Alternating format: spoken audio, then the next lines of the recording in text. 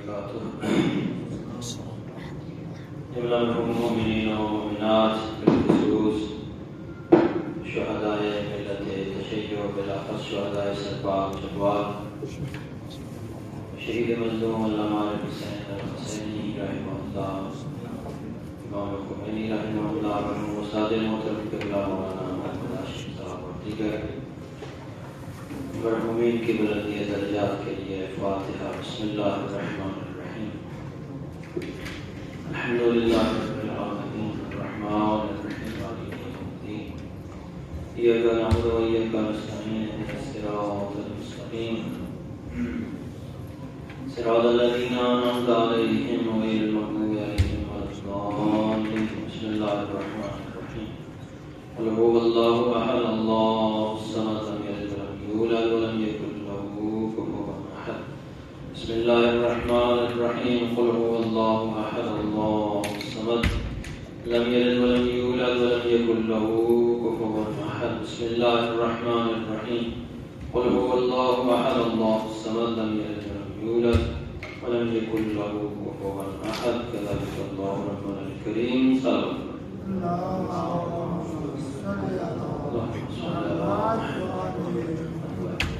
اعوذ باللہ من الشیطان الرجیم۔ بسم اللہ الرحمن الرحیم۔ الحمد للہ الذی دل علی وجوب وجودہ افتقار الممکنات وعلی قدرتہ وعلمہ احکام المصنوعات المتعالی عن مشابہۃ الجسمانیات المنزہ بجلالہ عن مناسبۃ الناقصات، نحمدہ حمدا یملأ اقطار الارض والسماوات، والصلاة والسلام علی نبیہ صاحب الآیات والبینات سیدنا و مولانا ابی القاسم محمد اللهم صل على محمد وعلى محمد وعلى آله الهادين من الشبه والضلالات الذين أذهب الله عنهم الرجس وطهرهم تطهيرا۔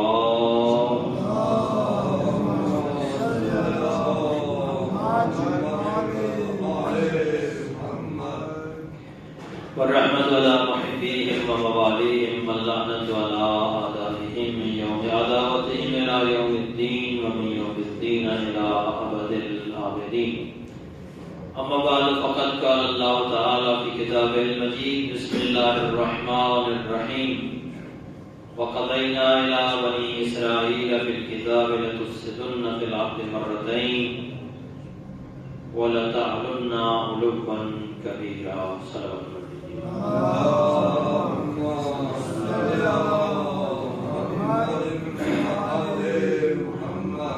دعا ہے بارگاہ رب العزت سے کہ پروردگار عالم ملت تشیع کو بیداری عطا فرما، اتفاق و اتحاد عطا فرما، مظلومین فلسطین و غزہ و بالچنار کی مدد و نصرت فرما، ظالموں کو نیست و نابود فرما، جملہ مرحوم سادات و مومنین کی مغفرت فرما، شہداء کے درجات بلند فرما، ہمارے آخری وارث امام زمان کے جلد از جلد ظہور فرما۔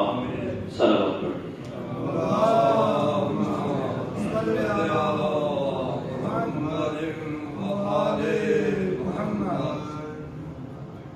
گزشتہ جمعہ مبارک میں اسرائیل کی اور فلسطین کی تاریخ سے متعلق کچھ عرائض پیش کیے تھے، اسی حوالے سے اس بحث کی تکمیل کرنا چاہتا ہوں۔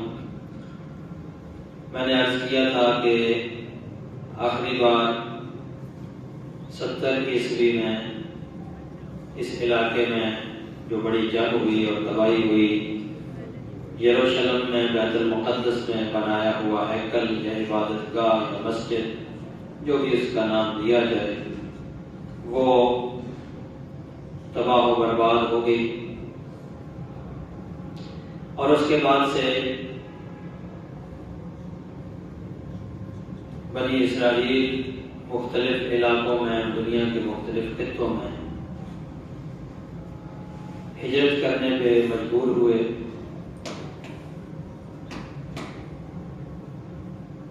یہ سرزمین اس کے بعد بھی بہرحال ایک طویل تاریخ رکھتی ہے۔ اس سرزمین پہ کچھ عرصہ مسیحی یا کرسچین جو ہے ان کا ہولڈ رہا ہے، اور بعض تاریخوں میں ملتا ہے کہ یہاں پہ جو قسطنطین تھا روم کا شہنشاہ، جس نے باقاعدہ مسیحیت قبول کی تھی، اس نے بھی یہاں پہ ایک چرچ بنوایا تھا، لیکن وہ بھی مرور زمانہ کی نظر یا جنگوں کی نظر ہو گیا۔ جب مسلمان یہاں پہ پہنچے تھے 13 ہجری میں، 12 یا 13 ہجری میں یہ علاقہ فتح ہوا، تو اس وقت یہاں پہ کوئی بھی سالم عبادت گاہ موجود نہیں تھی، نہ تو کوئی یہودیوں کی عبادت گاہ وہاں پر موجود تھی اور نہ ہی مسیحیوں کا کوئی چرچ وہاں پہ تھا، اگر کچھ تھا بھی تو وہ کھنڈرات تھے۔ اس کے بعد وہاں پہ مسجد تعمیر کی گئی اور یہ علاقہ مسلمانوں کے قبضے میں رہا، یہاں مسلمانوں کی حکومت رہی، اور اس حکومت میں مسیحی، یہودی، مسلمان، ہر مذہب، ہر مسلک، ہر فرقے سے تعلق رکھنے والے لوگ یہاں بستے رہے ہیں، اور کوئی ایسا بڑا آپس میں کلیش بھی نظر نہیں آتا کہ جہاں کے مذاہب کے لوگوں نے آپس میں جنگ کی ہو یا لڑائی کی ہو۔ ایک طویل عرصے تک امن و سکون رہا ہے، یہاں تک کہ پھر 10ویں یا 11ویں صدی عیسوی میں کروسیڈ وار کا سلسلہ، صلیبی جنگیں جنہیں کہا جاتا ہے، صلیبی جنگوں کا سلسلہ شروع ہوا جب یورپ کے انتہا پسند پادریوں نے اپنے لوگوں کو جذباتی کیا، مشتعل کیا، اور ان کو مشتعل کر کے فلسطین کی طرف ان کا رخ کیا۔ اس علاقے پہ ان کا قبضہ ہوا، کچھ عرصے تک ان کا قبضہ برقرار رہا یہاں پہ، اور یہاں انہوں نے ظاہر ہے ہو سکتا ہے ہم نے کچھ چیزیں بنائی بھی ہوں، جو مساجد بنی ہوئی تھی اس کو بھی کچھ نقصان پہنچا، لیکن جو مسجد تعمیر ہو چکی تھی مسجد اقصیٰ، اس کے اندر جو قبۃ الصخرہ ہے وہ بہرحال مجموعی طور پر محفوظ رہے ہیں، ان کو گرایا نہیں گیا۔ صلیبی جنگوں کے بعد اس کا جو اختتام ہوتا ہے، پھر صلاح الدین ایوبی کے ذریعے سے یہ علاقہ واپس مسلمانوں کے قبضے میں آتا ہے۔ صلاح الدین ایوبی نے بیت المقدس کا بھی کنٹرول حاصل کر لیا تھا، یعنی یروشلم جس کو کہا جاتا ہے جو شہر، وہ شہر بھی واپس لے لیا اس نے، اور اس کے بعد پھر تقریباً یہاں پہ مسلمانوں کی ہی حکومت رہی ہے، یہاں تک کہ جو ترکیہ کے اندر، ترکی میں جب عثمانی سلطنت قائم ہوئی ہے تو وہ سلطنت وسیع سے وسیع تر ہوتی گئی ہے، تو اس سارے علاقے پہ عثمانی سلطنت کی حکومت تھی۔ موجودہ جو عرب ممالک کہلاتے تھے، جو چھوٹے چھوٹے ممالک ہیں آج کل ہیں، سعودی عرب ہے، یمن، بحرین، عرب امارات، عمان، عراق، شام، فلسطین، اردن، مصر، لیبیا، الجزائر تک، یہ سارے علاقے عثمانی سلطنت کے ماتحت تھے۔ پھر 2 صدیاں یا 3 صدیاں کا مسئلہ عثمانی سلطنتوں کی یہاں پر حکومت رہی، اور اس دوران یہاں پہ کوئی ایسا کلیش بھی سامنے نہیں آیا، کیونکہ یہودیوں کی آبادی بہت کم تھی، مسلمانوں کی آبادی زیادہ تھی، مسیحی بھی وہاں پر آباد تھے، اور ان کے ساتھ بھی انہیں بھی وہاں پہ عبادت کرنے کی آزادی حاصل تھی، یہودیوں کو بھی عبادت کی آزادی حاصل تھی۔ اس لیے چونکہ ان کے اس عمل میں کیا ہے وہ کوئی رکاوٹ نہیں ڈالی جاتی تھی، تو یہ سلسلہ بڑے امن سکون سے چلتا رہا، یہاں تک کہ 20ویں صدی کا آغاز ہوتا ہے، اور پھر اس علاقے سے متعلق بھی تنازعات شروع ہوتے ہیں۔ اس سے پہلے 19ویں صدی کے آخر میں صہیونزم کی تحریک شروع ہو چکی تھی، جن کی یہ خواہش تھی یا تمنا تھی، یا جنہوں نے یہ اعلان کیا تھا وہ ایک یہودی اسٹیٹ بنانا چاہتے ہیں، اور اس سے متعلق جو حقائق تھے وہ میں پہلے عرض کر چکا ہوں خلاصتاً۔ پھر پہلی جنگ عظیم شروع ہوتی ہے 1913 میں 13 سے لے کر تقریباً 19 تک یہ پہلی جنگ عظیم جاری رہتی ہے۔ پہلی جنگ عظیم میں ایک طرف اتحادی ممالک تھے جن میں فرانس اور برطانیہ وغیرہ تھے، اٹلی، اس کے مقابلے میں دوسری طرف اٹلی اور اس کے حکمران تھے، اٹلی، جرمنی، ترکی، یہ اس کے مقابلے میں دوسری طرف موجود تھے۔ تو یہ دونوں فریقین کی جب جنگ ہوئی تو چونکہ ترکی برطانیہ کی مخالف اس میں تھا کیمپ میں، لہذا جب اس علاقے پہ قبضہ ہوا اور ترکی کو شکست ہوئی تو اس کے بعد برطانیہ نے اس علاقے کو باقاعدہ پلاننگ کے تحت تقسیم کرنے کا پلان جو ہے وہ بنایا ہے۔ تو اس کے بارے میں چند ایک بنیادی حقائق پیش کروں گا جس کا تعلق جو ہے وہ اسی تاریخ سے ہے اور برطانیہ کی دخالت سے ہے کہ برطانیہ نے کیسے یہاں اپنی سیاست کو جاری رکھنے کے لیے یہودی اسٹیٹ شروع کرا۔ اس سے پہلے میں عرض کر چکا ہوں کہ جو پہلی ورلڈ کانگریس تھی سیونزم کی سوئٹزرلینڈ میں منعقد ہوئی تھی، وہاں پر انہوں نے یہ طے کر لیا تھا کہ یہودیوں کی ایک باقاعدہ اسٹیٹ بنائی جائے گی اور یہ اسٹیٹ فلسطین کے اندر ہی ہوگی، کسی اور جگہ نہیں، صرف اس ارض فلسطین میں بنائی جائے گی۔ اس وقت اس سیونزم کی تحریک کا سربراہ ہرزل تھا جس کے بارے میں پہلے عرض کر چکا ہوں۔ اس نے پھر سلطان عثمانی سلطان جو تھا سلطان عبدالحمید، اس سے 1901 میں جا کر ملاقات کی اور اس ملاقات میں اس نے کہا کہ یہودیوں کو فلسطین میں آباد کاری کی اجازت دی جائے۔ انہوں نے کہا کہ ہم یہاں پہ نہ صرف آباد کاری کریں گے بلکہ جو بنجر زمینیں پڑی ہوئی ہیں جو آباد نہیں ہیں، غیر آباد، ہم ان کو خود آباد کریں گے اور اس کے بدلے میں سالانہ سلطان عثمانی کو باقاعدہ معاوضہ ادا کریں گے۔ اس کے علاوہ ایک اور ان کو بھی لالچ دیا، چونکہ پہلی ورلڈ کانگریس کے دوران ہی یہودیوں کا اپنا ایک بینک قائم ہو چکا تھا جو لوگوں کو قرضے دیتے تھے سود پر۔ انہوں نے یہ بھی کہا کہ یہودی بینک عثمانی حکومت کو قرضہ دینے کے لیے بھی تیار ہے، آسان شرائط پر قرضہ دینے کے لیے بھی تیار ہے، لیکن سلطان عبدالحمید نے ان کا یہ مطالبہ قبول نہیں کیا، اس سے انکار کر دیا۔ اسی زمانے میں فلسطین کے اندر مرج ابن عامر ایک علاقہ ہے جہاں پر یہودیوں نے کچھ زمینیں خریدی تو پارلیمنٹ کے اندر شور ہوا، کیونکہ کسی حد تک پارلیمنٹ ایک بن چکی تھی عثمانیہ سلطنت کے اندر، اس میں عربوں کے نمائندے بھی موجود تھے۔ عربوں کے نمائندوں نے یہ شور مچایا کہ یہاں پہ یہودیوں کو زمین خریدنے کی اجازت کیوں دی جا رہی ہے، اور یہ حالات اتنے سخت ہو گئے کہ بالآخر سیونزم کی جو عالمی تحریک تھی انہیں بھی اس حوالے سے سوچنا پڑا اور انہوں نے کہا کہ فلسطین کے علاوہ کسی اور جگہ پہ ہم اپنی اسٹیٹ قائم کر لیتے ہیں۔ وہ نظرستانی کے لیے بھی تیار ہو گئے تھے۔ مصر اور فلسطین کے درمیان ایک علاقہ جہاں صحرائے سینا بھی ہے، وہاں ایک علاقہ ہے عریش، اس جگہ کا بھی انتخاب ہوا کہ یہاں پہ یہودی اسٹیٹ قائم کر دی جائے۔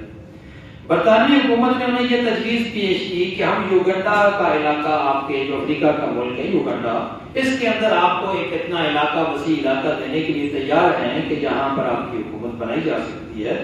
لیکن یہودی کانگریس نے اس تجویز کو رد کر دیا اور انہوں نے کہا کہ نہیں، ہم یہودی اسٹیٹ اگر بنائیں گے تو فلسطین کے اندر ہی بنائیں گے، یا کم از کم وہ سرزمین ہو جو فلسطین کے قریب ہو تاکہ مستقبل میں ہم فلسطین تک پہنچ سکیں۔ تو پھر انہوں نے اسی زمانے میں ایک کمپنی قائم کی کہ جس کا کام تھا یہودیوں کو قرضے دینا۔ وہ یہودیوں کو قرضے دیتے تھے آباد کاری کے لیے، فلسطین کے اندر آباد کاری کے لیے، کہ آپ فلسطین میں جائیں، وہاں سے زمینیں خریدیں، ان کو آباد کریں، اور خاص طور پر یہ یافا شہر کے علاقے، اس کا قریبی علاقہ جو ہے انہوں نے اس کو فوکس کیا ہوا تھا، وہاں بہت ساری انہوں نے زمینیں خریدی ہیں اس زمانے میں، اور یہی بعد میں چل کر تل ابیب کا جو شہر بعد میں دارالحکومت بنا اسرائیل کا، یہیں پہ آباد ہوا تھا۔ اب عثمانی سلطنت کے اندر بھی ظاہر ہے تشویش تو شروع ہو چکی تھی اور لوگوں نے وہاں پر شور بھی، عربوں نے خاص طور پر اس حوالے سے بہت احتجاج بھی کیا تھا، لیکن اسی دوران پہلی جنگ عظیم شروع ہوگی، فرسٹ ورلڈ وار شروع ہوگی۔ فرسٹ ورلڈ وار کے نتیجے میں اب جب حکومت جنگ میں مصروف ہو جائے تو پھر داخلی مسائل پہ توجہ دینے کی اس کے سامنے کیا ہے وہ فرصت نہیں رہتی۔ اسی دوران یہودی کانگریس کا سربراہ جو ہربرٹ سموئیل تھا، اس سے پہلے ہرزل فوت ہو چکا تھا، مر چکا تھا، سموئیل نے یہ تجویز پیش کی برطانوی سینٹ کے سامنے اور حکومتی اراکین کے سامنے یہ تجویز پیش کی کہ برطانیہ کی سرپرستی میں فلسطین کے اندر ایک یہودی ریاست تشکیل دی جائے، یہ ریاست برطانوی مفادات کو بھی پورا کرے گی اور اس مقصد کے لیے فلسطین کے علاقے میں یورپ اور دوسرے علاقوں سے 40 لاکھ یہودیوں کو لا کر بسایا جائے۔ اب آپ دیکھیے، میں پہلے عرض کر چکا ہوں کہ یہاں اس سے پہلے، ان حالات سے پہلے صرف 6% یہودی تھے۔ ان 6% یہودیوں کے لیے الگ سے اتنا زیادہ اہتمام کیا گیا اور اس کے لیے باقاعدہ یہ اعلان ہوا کہ باہر سے یہودیوں کو لا کر بسایا جائے۔ اسی دوران یہودی اکابر میں سے ایک ڈاکٹر وائز مین جو نوبل پرائز بھی جیت چکا تھا، اس نے اور دوسرے یہودی اکابر نے مل کر برطانوی ریاست پہ مزید دباؤ ڈالا۔ اب برطانیہ چونکہ خود اپنی جگہ بھی مسائل کا شکار تھا، اس کو بھی علاقے میں ایک ایسی اسٹیٹ چاہیے تھی، ایک ایسا مرکز چاہیے تھا کہ جو اس کے مفادات کی نگرانی کر سکے، جو اس کے مفادات کو پورا کر سکے۔ اسی دوران برطانیہ کا جو وزیر نوآبادیات تھا لارڈ بلفور کے اعلان سے متعلق میں پہلے عرض کر چکا ہوں کہ اس نے یہودی ریاست کی تشکیل کے حوالے سے جو خط لکھا تھا بڑا مشہور وہ ہوا ہے اور آج بھی سوشل میڈیا بھی اس کا تذکرہ رہتا ہے۔ یہودی سرمایہ کار تھا لارڈ روتشیلڈ کو اس نے جو خط لکھا تھا، اس میں اس نے یہ وعدہ کیا تھا کہ ہم یہاں پہ یہودی اسٹیٹ بنانے میں یہودیوں کی مدد کریں گے۔ تو یہ بلفور کا یہ خط جب سامنے آیا، میڈیا کے ذریعے اوپن ہوا، تو ظاہر ہے عربوں کے اندر بے چینی، ایک شدید بے چینی شروع ہوئی۔ اس زمانے میں حجاز کا گورنر تھا شریف حسین، جسے کہا جاتا ہے شریف مکہ۔ اس نے برطانیہ سے وضاحت چاہیے، اپنا نمائندہ بھیجا، تو برطانیہ نے واپس ان کے پاس ان کو یہ اطمینان دلایا کہ برطانوی حکومت فلسطینی عربوں کے حقوق کا پاس رکھے گی اور یہودیوں کو فلسطین میں آباد ہونے کی بہت محدود اور چھوٹے پیمانے پر اجازت دی جائے گی، اور اتنی محدود اجازت ہوگی کہ اس میں فلسطینی عربوں کے جو معاشی اور سیاسی حقوق ہیں ان کو کوئی خطرہ نہیں ہوگا۔ لیکن اس کے باوجود ظاہر ہے لوگ عام جو ہے وہ حالات کو دیکھ لیتے ہیں، سارے لوگ تو بے وقوف نہیں ہوتے، جو سمجھدار لوگ تھے انہیں یہ حالات نظر آ گئے تھے۔ سیریا کے اندر یعنی شام کے اندر بھی بے چینی شروع ہو گئی، تو اس وقت برطانیہ کی جانب سے باقاعدہ رسمی طور پر برطانوی حکومت کی طرف سے یہ اعلان کیا گیا کہ برطانوی حکومت عربوں کی آزادی اور خود مختاری کا خیال رکھے گی اور عرب علاقوں میں عربوں کی مرضی کے بغیر کوئی حکومت قائم نہیں ہوگی۔ دوسری طرف امریکی صدر ولسن نے بھی یہ اعلان کیا کہ جب جنگ ختم ہوگی، جنگ کے خاتمے پر جتنے بھی چھوٹے ممالک ہیں بشمول عرب ممالک کے، ان علاقوں میں انہی ممالک کی عوام کی مرضی کی حکومتیں قائم ہوں گی۔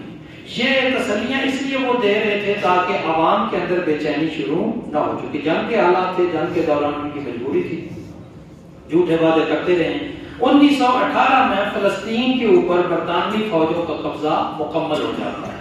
البتہ یروشلم یعنی بیت المقدس کے اوپر اس سے پہلے 1917 میں دسمبر 1917 میں ہی قبضہ مکمل ہو گیا تھا کہ جب بیت المقدس کے میئر جو عثمانی حکومت کی طرف سے وہاں کا میئر تھا حسین آفندی اس کا نام تھا، اس نے برطانوی field marshal general Edmund Allenby کو سارا شہر اس کے حوالے کر دیا تھا۔ اس کی ڈیٹیلز آپ کو نیٹ سے مل سکتی ہے، آپ جنرل ایڈمنڈ ایلن بی کے نام سے سرچ کر لیں یا حسین آفندی کے حوالے سے، تو یہ ساری تاریخیں آپ کے سامنے آ جائیں گی کہ کس طریقے سے انہوں نے اس علاقے پہ قبضہ کیا، کیونکہ اس وقت جو برطانیہ کا لشکر تھا جو مصر پہ بھی جس کا قبضہ تھا ان سارے علاقوں پہ، اس کا فیلڈ مارشل ایلن بی تھا۔ اس کے بعد جب اس پورے علاقے پہ برطانیہ کا قبضہ ہو گیا تو لبنان کا علاقہ فرانس کے حوالے کیا گیا۔ سیریا یعنی شام میں شریف حسین کا بیٹا فیصل تھا، اس کو گورنر بنایا گیا۔ گورنر کی حکومت بھی البتہ اس فیلڈ مارشل ایلن بی کے ماتحت تھی۔ فلسطین پر برطانوی قبضہ مکمل ہونے کے بعد صہیونزم کا کام بڑا آسان ہو گیا اور وہاں پر باقاعدہ پلاننگ کے تحت یہودی آبادکاری شروع ہو گئی۔ اگست 1918 میں ہم دیکھتے ہیں کہ برطانیہ کی طرف سے ڈاکٹر وائز مین، جس کا میں ذکر پہلے کر چکا ہوں، انعام یافتہ سائنسدان تھا، نوبل پرائز دیا تھا اس نے کی سربراہی میں ایک وفد فلسطین کا دورہ کرتا ہے۔ دورہ کرنے کے بعد یہ تجویز پیش کرتا ہے کہ یہودیوں کی تعداد کو دیکھتے ہوئے یہ ضروری ہے کہ فلسطین کی حکومت میں یہودیوں کو نمائندگی دی جائے. حالانکہ میں بتا چکا ہوں پہلے کہ اس وقت ان کی تعداد صرف 6% تھی. اسی دوران جنگ کا خاتمہ ہو جاتا ہے 1919 میں. جنوری 1919 میں ورسا میں ایک امن کانفرنس منعقد ہوتی ہے. نام تو اس کا امن کانفرنس تھا لیکن حقیقت میں وہ ان مقبوضہ علاقوں کے پر اپنا قبضہ برقرار رکھنے کی ساری پلاننگ وہاں پہ کی گئی تھی. وہاں پہ عربوں کی طرف سے امیر فیصل نے جو اس وقت گورنر بن چکا تھا شام کا، بعد میں اس کو عراق کا گورنر بنایا گیا. شام کا گورنر تھا، اس نے نمائندگی عربوں کی نمائندگی کرتے ہوئے یہ تجویز پیش کی کہ یہ سارے جتنے عرب علاقے ہیں بظاہر چھوٹے چھوٹے علاقے ہیں لیکن ان سب میں ایک تو لسانی وحدت ہے، سب کی زبان عربی ہے، ثقافت ان کی ایک ہے، دین ان کا ایک ہے، مذہب ان کا ایک ہے اور ان کا جغرافیہ بھی بالکل قریب ہے. تو ان تمام عرب ممالک پر مشتمل ایک عرب حکومت قائم کی جائے. لیکن اگر ایک اتنی بڑی عرب حکومت قائم کرنے کی برطانوی حکومت اجازت دے دیتی تو ظاہر ہے پھر اس کے مفادات کو خطرہ لاحق ہو جاتا. جتنی بڑی حکومت اور طاقتور حکومت ہوتی ہے اتنی ہی وہ سامراج کے لیے زیادہ خطرناک ثابت ہوتی ہے. اس لیے انہوں نے اس علاقے کو ٹکڑے ٹکڑے کرنے کا فیصلہ کیا. دوسری طرف صہیونزم کی عالمی کانگریس جو ہر سال منعقد ہوتی تھی ورلڈ کانگریس، اس میں انہوں نے اعلان کیا کہ ہم فلسطین، اردن اور جنوبی لبنان میں یہودی ریاست قائم کر کے رہیں گے. حالات کو دیکھتے ہوئے امریکی صدر ولسن نے یہ تجویز پیش کی کہ اس علاقے میں ایک کمیشن بھیجا جائے. برطانیہ، فرانس اور امریکہ نے مل کر یہ فیصلہ کیا کہ یہاں پر کمیشن بھیجا جائے اور بعد میں برطانیہ اور فرانس دونوں اپنے وعدے سے مکر گئے اور اس کمیشن سے اپنے نمائندے انہوں نے نکال لیے. صرف امریکی نمائندوں پر مشتمل یہاں پر کمیشن بھیجا گیا. اس کمیشن کو کنگ کرین کمیشن کہا جاتا ہے. آپ انٹرنیٹ کے اوپر اس کے حوالے سے سرچ کر سکتے ہیں. چونکہ امریکی نمائندے تھے، ایک کا نام ہنری کنگ تھا، دوسرا چارلس کرین تھا. اسی وجہ سے اس کو کنگ کرین کمیشن کہا جاتا ہے. اس کمیشن نے جو اپنے دورے کے نتائج پیش کیے اور تجویز پیش کی، انہوں نے کہا کہ ان علاقوں کی عوام خود مختاری چاہتی ہے اور فلسطین کے اندر جو صہیونزم کی ترویج کی جا رہی ہے حقیقت میں فلسطینی عربوں کے حقوق کو پامال کیا جا رہا ہے. ان لوگوں نے یہ بھی لکھا تھا، آپ خود سرچ کر کے دیکھ سکتے ہیں، میں اپنی طرف سے نہیں بنا رہا.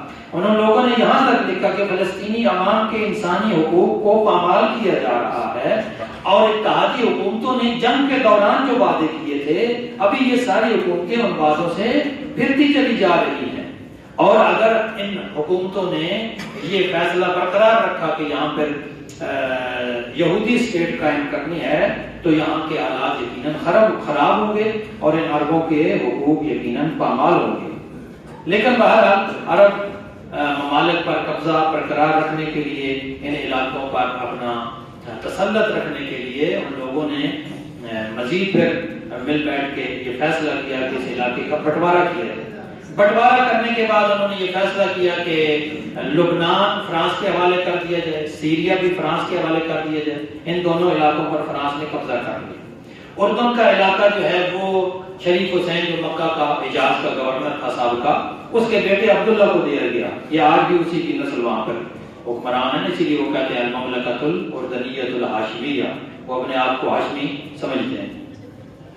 فیصل جو تھا جو شام کا گورنر تھا، شام پر جب فرانس کا قبضہ ہو گیا تو فیصل کو عراق کا گورنر بنا دیا گیا. اور جو فلسطین کا علاقہ تھا یہ سارا برطانیہ کے ماتحت رہا. اور جب برطانیہ کے ماتحت رہا تو اس وقت جون 1919 میں جو ورسا میں امن کانفرنس منعقد ہوئی تھی، اس امن کانفرنس کے جو نقاط سامنے آئے ہیں اس میں انہوں نے یہ کہا کہ یہ جو نئے ممالک آزاد ہوئے ہیں ان کی عوام ابھی تربیت یافتہ نہیں ہے، یہ ابھی جمہوریت کے قابل نہیں ہے، یہ اپنی حکومتیں خود نہیں بنا سکتے. یہ وہی سوچ ہے جو سر سید احمد خان نے بھی اپنے بعض مقالات میں اس کا اظہار کیا ہے. جب اس نے اسباب بغاوت ہند لکھا نا تو وہاں وہ ہندوستانی عوام کو اجڑ اور جاہل کہتا ہے، ان کو گمار کہتا ہے. اور اس کے اندر بھی یہی سوچ ہے. یہ حقیقت میں انگریزوں کی طرف سے اور سامراجی طاقتوں کی طرف سے یہ سوچ پیش کی گئی تھی کہ یہ جاہل عوام ہے، یہ اپنا فیصلہ نہیں کر سکتے، لہذا ان ممالک پر ترقی یافتہ ممالک کا قبضہ برقرار رہے گا تاکہ ان عوام کی تربیت کی جا سکے اور جن چھوٹے ممالک کو نیم خود مختاری دی جائے گی وہاں پر بھی یہ ضروری ہے کہ ان لوگوں کو ہمیشہ مشورت دی جائے اور جو حکمران بنے گا وہ اپنی منمانی نہیں کر سکتا۔ دوسری طرف مارچ 1920 کے دورانیے میں شام کے دارالحکومت دمشق میں عرب ممالک میں خود مختاری کا اعلان ہوتا ہے، جشن منایا جاتا ہے، لیکن اتحادیوں نے اپریل 1920 میں پھر ایک کانفرنس کرنے کے بعد جب تقسیم کا اعلان کیا تو ان کی فوجیں دوبارہ اس علاقے میں داخل ہو گئیں اور سیریا اور لبنان پر فرانس کا قبضہ ہو گیا اور برطانیہ جو ہے وہ فلسطین کو اس نے اپنے قبضے میں رکھا اور ایک کفالت نامہ انہوں نے پیش کیا جون 1922 کے اندر، جولائی 1922 میں، جو لیگ آف نیشنز انہوں نے قائم کی تھی۔ لیگ آف نیشنز پہلی جنگ عظیم کے بعد قائم ہوئی تھی، جس کا ظاہری اور اعلانیہ مقصد تو یہ تھا کہ دنیا کے اندر جنگ میں رکاوٹ ڈالی جائے اور امن قائم کیا جائے، لیکن پس پردہ مقاصد یہ تھے کہ دنیا کے اوپر جو بڑی طاقتوں کے قبضے ہیں جن علاقوں پر، ان قبضوں کو برقرار رکھا جائے۔ اصل تو وہ یہی چاہتے تھے کہ یہ قبضہ جو ہے وہ برقرار رہنا چاہیے، اور اس بٹوارے کا جو انہوں نے فیصلے کیے ہم دیکھتے ہیں کہ برصغیر پر بھی اس زمانے میں ان کا قبضہ تھا اور یہاں پر بھی انہوں نے یہی پالیسی اپنائی۔ بنگال کو تقسیم کیا گیا، حالانکہ بنگال کی تقسیم کی ضرورت نہیں تھی، وہاں سے انہوں نے ہندو مسلم کے درمیان کیا ہے تفرقات ڈالے اور بہت سارے مسائل تھے کہ وہ ایک الگ کا موضوع ہے۔ پاکستان اور ہندوستان کی جو تاریخ ہے وہ بھی تاریخ ہمیں بڑی عجیب انداز سے پڑھائی جاتی ہے۔ جو سرکاری مطالعہ پاکستان ہے اس میں حقائق کے بالکل الٹ چیزیں پڑھائی جاتی ہیں۔ میں یہ سمجھتا ہوں کہ تقریباً 100% برعکس جو تاریخ ہے وہ پڑھائی جاتی ہے، جو حقیقی تاریخ ہے اس کو چھپا دیا جاتا ہے تاکہ لوگوں کے اندر جو ہے وہ شعور بیدار ہی نہ ہو اور لوگ غلامی کے اندر پڑے رہیں، یہی سوچتے ہیں بھئی انگریز ترقی یافتہ تھے، متمدن تھے، لہذا جو کچھ وہ ہمیں دے گئے ہیں، جو قانون دے گئے ہیں وہی قانون ہمارے اوپر حکمران حاکم ہے، جو حکمران چھوڑ گئے ہیں وہی حکمران آج تک ان کی اولادیں ہمارے اوپر حکمران ہیں۔ یہ سوچ اسی لیے پنپنے نہیں دی جاتی تاکہ اگر لوگ خدا نخواستہ بیدار ہو گئے تو پھر ظاہر ہے حکمرانوں کو اس سے خطرہ لاحق ہوگا۔ تو خیر ہم بات کر رہے تھے فلسطین کی، تو وہاں پر لیگ آف نیشن سے بھی منظوری لے لی برطانیہ نے کہ فلسطین کے اندر جو ہے وہ برطانیہ کا کیا ہے وہ تسلط رہے گا۔ پھر وہاں فلسطین کے اندر جو ہے وہ نیم خود مختار ایک اسٹیٹ قائم کی گئی جس کا سربراہ جو ہے وہ برطانیہ کا ایک نمائندہ ہوتا تھا۔ وہاں یہ فیصلہ کیا گیا کہ فلسطین کی سرکاری زبانیں 3 ہوں گی، انگلش، عربی اور عبرانی، اور اس طریقے سے وہاں پر انہوں نے عبرانی کو عربی کے برابر درجہ دیا۔ اس کے بعد جا کے اس علاقے میں یہودیوں کی آباد کاری باقاعدہ منصوبہ بندی سے شروع ہوئی۔ یہ لوگ کہتے ہیں جی وہ آگے یہودی زمینیں خریدتے رہے تو عرب سوئے رہے، ایسی بات نہیں ہے، یہ حقائق کے الٹ ہے۔ یہاں اگر یہودیوں کی آباد کاری ہوئی ہے تو برطانیہ کی زیر نگرانی سارا کام ہوا ہے، اور جب حکومت اس کی سرپرستی کر رہی ہے تو عوام کیا کر سکتی ہے؟ عوام شور بچائے کسے؟ یہاں پاکستان میں آپ دیکھ لیں کہ گلگت کی ڈیموگرافی کیسے چینج کی گئی، کیسے تبدیل کی گئی، کیسے وہاں کی آبادی کا جغرافیہ جو ہے وہ بدلایا گیا ہے۔ اب پارا چنار کے اندر جو کچھ ہو رہا ہے وہ بھی یہی ہو رہا ہے۔ عوام تو احتجاج کرتی بھی ہے لیکن حکومتیں ان کے آوازوں پہ کان نہیں دھرتی، اور یہی کام ہوا ہے فلسطین کے اندر۔ اور وہاں پہ لوگوں نے جب احتجاج بھی کیے ان کے احتجاجات جو ہے وہ زبردستی دبا دیے گئے، یہاں تک کہ 1948 تک آتے آتے وہاں پہ 6 لاکھ یہودیوں کی آبادی ہو چکی تھی، یعنی کافی تعداد میں، جو اس سے پہلے انتہائی کم تعداد میں تھے۔ اور پھر جب انہوں نے اعلان کیا تو پہلے سے طے کیے ہوئے منصوبے کے مطابق UN نے بھی ان کے فوراً اعلان کو قبول کر لیا، اسرائیل کی حکومت کو تسلیم کر لیا گیا۔ لیکن دوسری طرف زیادتی یہ ہے کہ فلسطین کی ریاست کو آج تک قانونی درجہ حاصل نہیں ہو سکا۔ آج بھی وہ جو ہے وہ صرف ایک نیم خود مختار ریاست ہے، وہ ریاست باقاعدہ اسٹیٹ نہیں ہے، نہ اس کی خارجہ پالیسی ہے، نہ اس کی اپنی کرنسی ہے، نہ اس کی اپنی فوج ہے۔ تو پھر وہ فلسطین کے لوگ اپنی آزادی کے لیے جدوجہد نہ کریں تو کیا کریں؟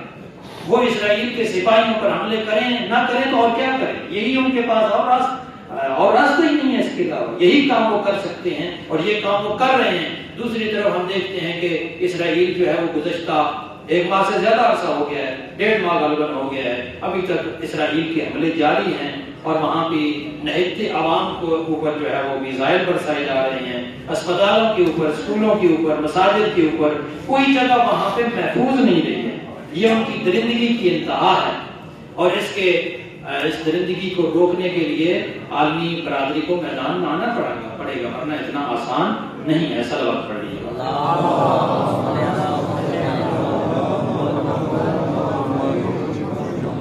ابھی تو 4 منٹ میرے پاس ہیں، لیکن ایک اور موضوع پہ بات کرنا چاہتا ہوں۔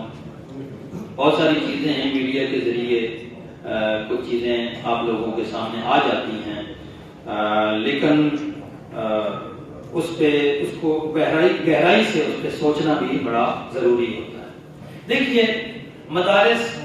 دینی مدارس دین کی تربیت کا مرکز ہوتے ہیں، اور ان کی ضرورت بھی ہے معاشرے کے اندر، تاکہ لوگوں کو دینی مسائل میں رہنمائی ملے، کیونکہ اگر کوئی دین کو جانتا ہی نہ ہو، جاننے والا کوئی شخص نہ ہی ہو، تو کیسے لوگوں کو معلوم ہوں گے دینی مسائل؟ لہذا دینی تربیت ضروری ہے، لیکن مسئلہ یہ ہے کہ جب ان اداروں کے اندر بسا اوقات استحصال ہوتا ہے لوگوں کا، تو پھر ظاہر ہے لوگوں کے اندر ایک منفی جذبات بھی پیدا ہوتے ہیں، لیکن اکثر جذبات میں دیکھتا ہوں کہ عارضی اور وقتی ہوتے ہیں۔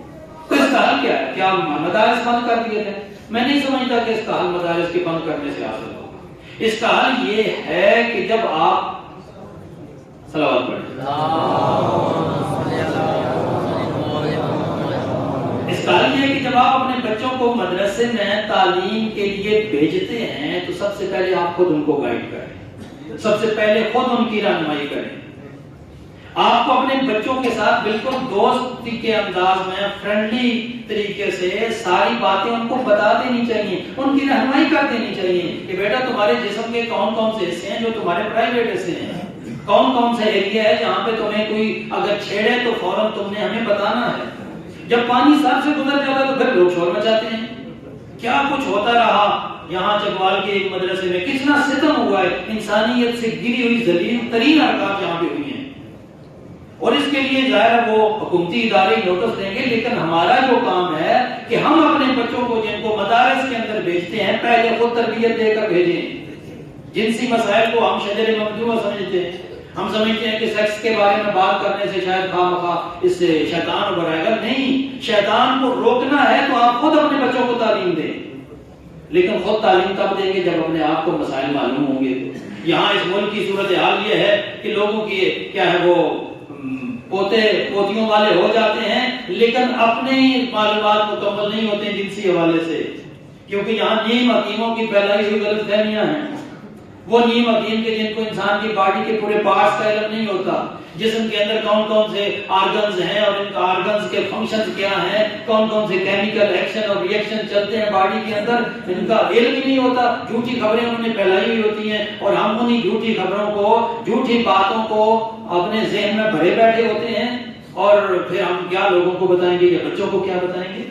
اس حوالے سے صحیح معلومات حاصل کرنے کی خود بھی ضرورت ہے، اور پھر اپنے بچوں کی رہنمائی کی ضرورت ہے۔ خدا کے لیے اپنے بچوں کی توجہ دیجیے، اور صرف مسئلہ مدارس کا نہیں ہے۔ جب آپ بچے کو سکول بھیجتے ہیں، جب آپ مسجد بھیجتے ہیں، جب آپ بچے کو کسی بھی جگہ پہ بھیجتے ہیں، کسی ادارے میں بھیجتے ہیں، تو پہلے خود اس کی رہنمائی کریں۔ کیا اس سے پہلے بہاولپور کی اسلامیہ یونیورسٹی کا اسکینڈل آپ لوگوں کے سامنے نہیں آ چکا؟ کتنے بڑے بڑے مسائل تعلیم کے نام پر وہاں کیا ہوتا رہا؟ خیر، لیکن مدارس کا مسئلہ تھوڑا سا مختلف اس لیے ہے کہ یہاں چھوٹے بچے ہوتے ہیں، تو چھوٹے بچوں کو اگر گھر سے تعلیم نہیں دی جائے گی تو پھر اس کا نتیجہ یہی ہوگا جو ابھی آپ لوگوں کے سامنے آیا ہے۔ تو ہوش کے ناخن لینے کی ضرورت ہے، ہمیں اس بات کی ضرورت ہے کہ ہم خود اپنے بچوں کی رہنمائی کریں اس حوالے سے، تاکہ ان کو اپنے جسم کے بارے میں مکمل معلومات ہوں، اور ان کو اتنا اعتماد دیں کہ اگر ذرہ برابر ان سے کوئی حرکت ہوتی ہے تو وہ فوراً آ کر والدین کو بتائیں۔ پانی سر سے گزرنے کے بعد تو پھر کوئی فائدہ ہی نہیں رہتا۔ بہرحال دعا ہے بارگاہ رب العزت سے کہ اللہ تعالیٰ سب کو ہدایت فرمائے اور دینی اداروں کو پروردگار عالم شیطان صفت لوگوں سے محفوظ فرمائے۔ السلام علیکم۔